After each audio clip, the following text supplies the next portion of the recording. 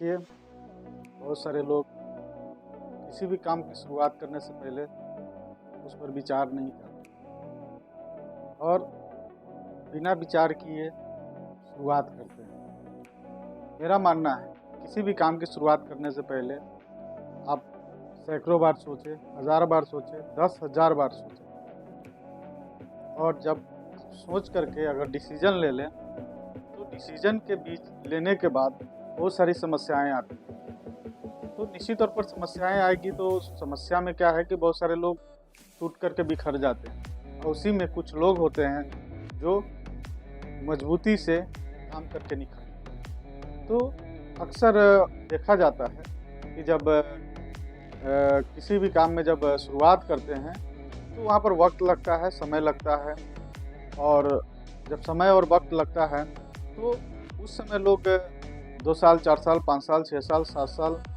वहाँ पर धैर्य रखने की आवश्यकता होती है और उसी बीच में हो सकता है कि उनकी स्वास्थ्य संबंधी समस्या आ जाए, पारिवारिक समस्या आ जाए या आर्थिक समस्या आ जाए या किसी भी तरह का जो समस्या हो, कोई भी समस्या आ सकती है।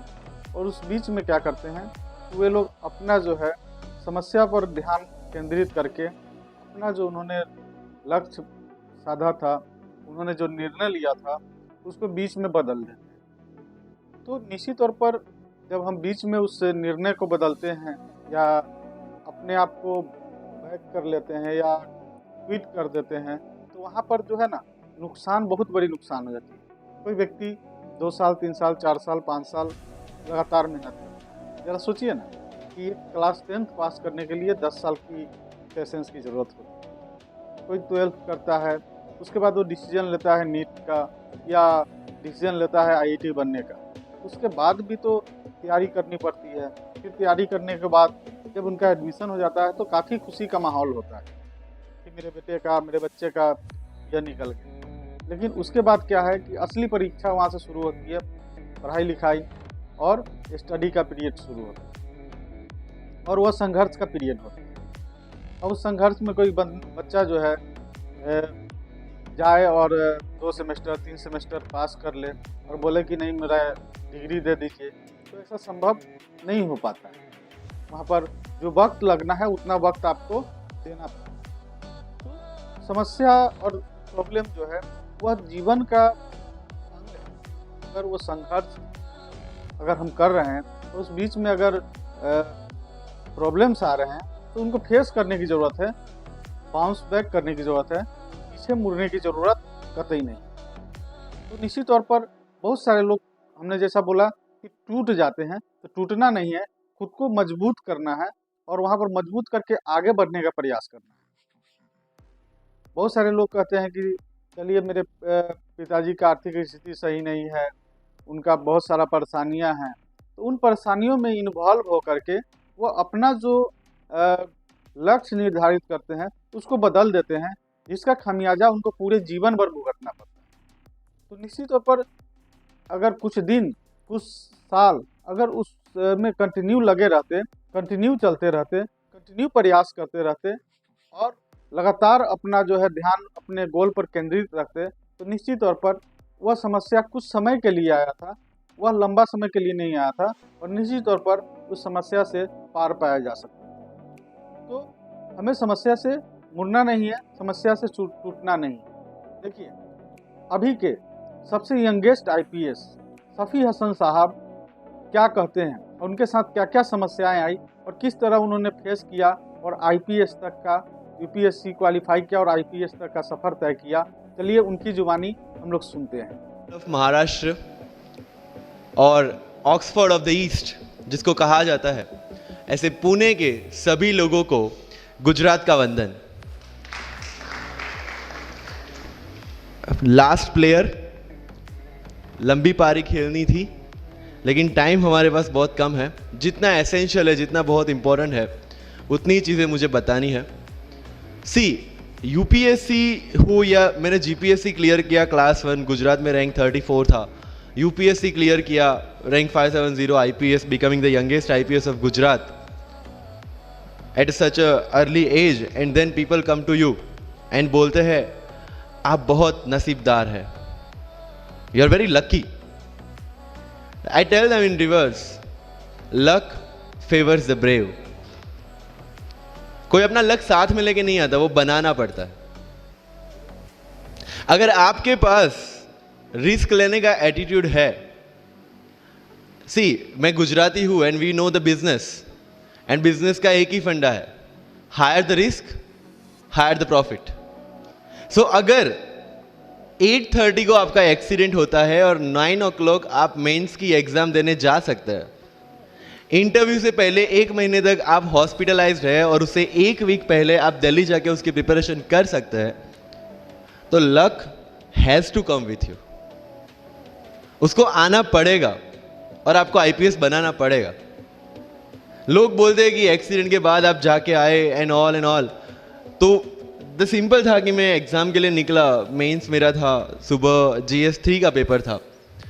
8:30 को मेरा स्कूटी स्लिप हो गया, मेरा लिगामेंट इंजरी हो गया, लेफ्ट हैंड में इंजरी था, सीट से ब्लीडिंग हो रहा था. लेकिन मेरे पास 2 ऑप्शन थे.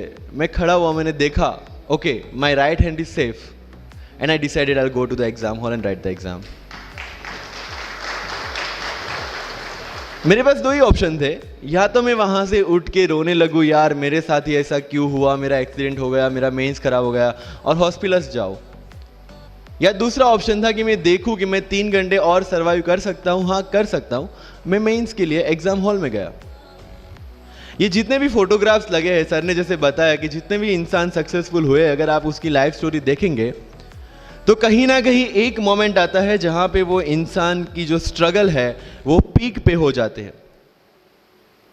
वो इस मोमेंट पे आपको डिसाइड करना है कि आपको वहां से यू टर्न लेना है या आपको वहां से आगे निकलना है. इन सब लोगों ने डिसाइड किया कि उनको वहां से आगे निकलना है.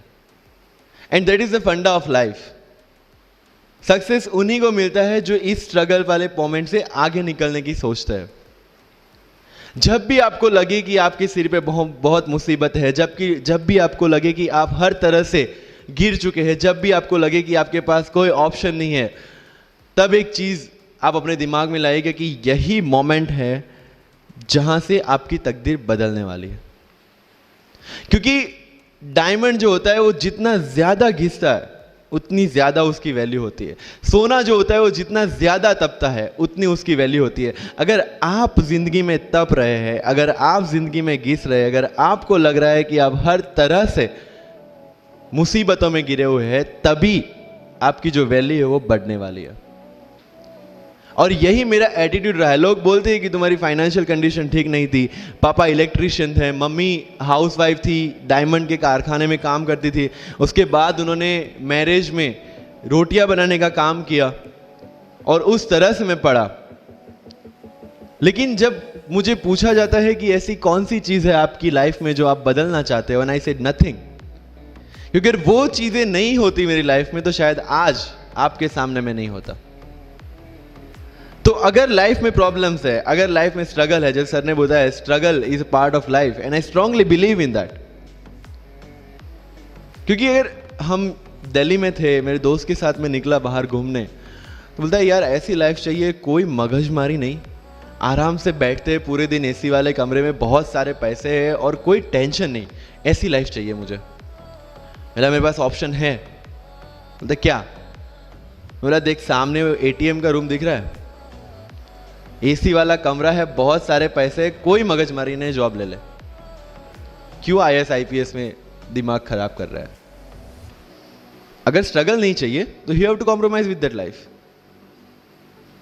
जब भारत वर्ष का सपना चंद्रगुप्त ने देखा, चाणक्य ने देखा, और उस भारत वर्ष को बनाने के लिए जब ये संघर्ष जारी था, और तब राजा धनानंद की डॉटर दुर्धरा से चंद्रगुप्त को प्यार हो जाता है, और जब चाणक्य उनको बोलते कि नहीं तुम्हें उससे दूर रहना है, तब चंद्रगुप्त बोलता है आचार्य कभी कभी सोचता हूं कि जिंदगी में या ये भारत के सम्राट बनने के लिए इतना त्याग, इतना बलिदान ना देना होता तो. और तब चाणक्य रिप्लाई करते हैं तो हर कोई भारत का सम्राट होता. This is the fundamental rule of life. अगर आईएएस बनने के लिए, आईपीएस बनने के लिए सेक्रीफाइस करना नहीं पड़ेगा, अगर उसके लिए आपको त्याग नहीं करना पड़ेगा, तो आज पूरे इंडिया में हर घर में आपको आईएएस आईपीएस मिल जाएंगे. So when you are entering into this game of UPSC or MPSC, make sure that you have to sacrifice anything which will take you to your goal. लेकिन प्रॉब्लम ये है कि हमें टेंशन होती है, यार दोस्त की एंगेजमेंट है, उसकी बर्थडे पार्टी है, उसकी शादी है, अटेंड नहीं करूँगा तो बोलेगा मैं तेरी शादी में नहीं आऊँगा, एंड ऑल. लेकिन बिलीव मी, जब आप आईएएस बन जाओगे, वो सामने से याद दिलाएगा, भाई इनविटेशन कार्ड नहीं भेजा तूने. समझ रहे हो? तो जो कुछ भी इसके लिए सेक्रीफाइस कर रहे हो, वो जब आप उस पोस्ट पे पहुंचोगे, सब कुछ वर्थ है.